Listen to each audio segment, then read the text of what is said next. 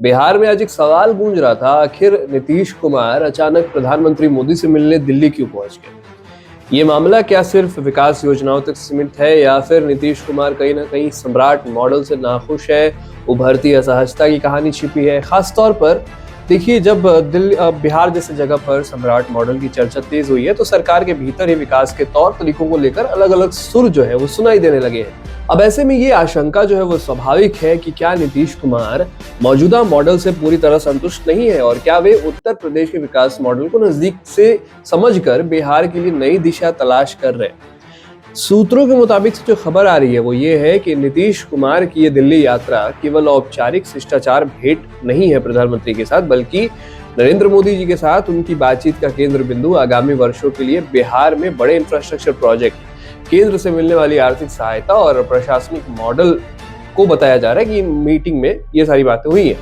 खासकर बिहार में सड़क, एक्सप्रेसवे, औद्योगिक कॉरिडोर, शहरी विकास और निवेश आकर्षित करने के उन तरीकों पर चर्चा हुई जिनकी वजह से उत्तर प्रदेश हाल के वर्षों में तेजी से इंफ्रास्ट्रक्चर के नक्शे पर उभरा है। अब बताया जा रहा है कि नीतीश कुमार ये समझना चाहते हैं कि यूपी ने जमीन अधिग्रहण, निवेशकों को भरोसा देने और परियोजनाओं को समय पर पूरा करने में कौन से व्यावहारिक कदम उठाए जिन्हें बिहार में लागू किया जा सकता है। हम देख रहे हैं किस तरीके से बुलडोजर मॉडल को यूपी का मॉडल बताया जा रहा है। उसी तरीके से विकास परियोजनाओं में यूपी के मॉडल पर कैसे काम किया जा सकता है।